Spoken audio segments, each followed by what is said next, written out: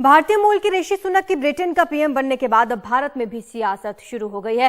PDP प्रमुख महबूबा मुफ्ती ने इसे गर्व का क्षण बताते हुए ट्वीट किया था कि ब्रिटेन ने एक अल्पसंख्यक को प्रधानमंत्री के तौर पर स्वीकार किया है, लेकिन दूसरी तरफ हम एनआरसी और सीएए जैसे विभाजनकारी और भेदभावपूर्ण कानूनों में बंधे हुए हैं। इसे लेकर बीजेपी ने भी पलटवार किया। केंद्र सरकार में मंत्री जितेंद्र सिंह ने महबूबा मुफ्ती की प्रतिक्रिया को किसी और तरह की मानसिकता से प्रेरित बताया। जितेंद्र सिंह से बात की हमारे संवाददाता हिमांशु शेखर ने। मेरे साथ केंद्रीय मंत्री जितेंद्र सिंह हैं।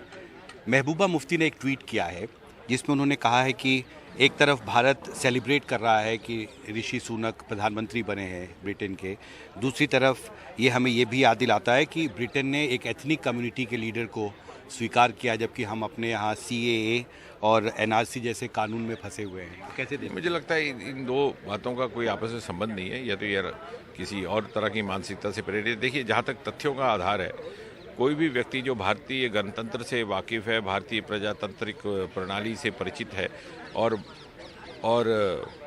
लोकतांत्रिक भारत के इतिहास से परिचित है, उसके ध्यान में आएगा कि भारत में तो अनेकों राष्ट्रपति ऐसे हुए हैं। और वो ये बात गर्व से कहते हुए गर्व होता है कि जब भी एनडीए की सरकार रही है, हमारे यहाँ तो राष्ट्रपति भी अल्पसंख्यक वर्ग से रहे या वीकर सेक्शन से रहे। वाजपेयी जी की सरकार के दौरान एपीजे कलाम राष्ट्रपति थे। मोदी जी की सरकार बनने के बाद पहले श्री रामनाथ कोविंद, अब श्रीमती मुर्मू। यदि आप मानते हैं कि जम्मू कश्मीर भारत का हिस्सा है, तो मुझे लगता है कि भारत का राष्ट्रपति जम्मू कश्मीर का भी राष्ट्रपति है। लेकिन इससे अधिक चिंता इस बात की है कि जब इस प्रकार का कथन आता है, वक्तव्य आता है, तो कहीं ना कहीं उस मानसिकता को झलकाता है जो शायद अभी भी ये स्वीकार करने को तैयार नहीं कि जम्मू कश्मीर भारत का हिस्सा है।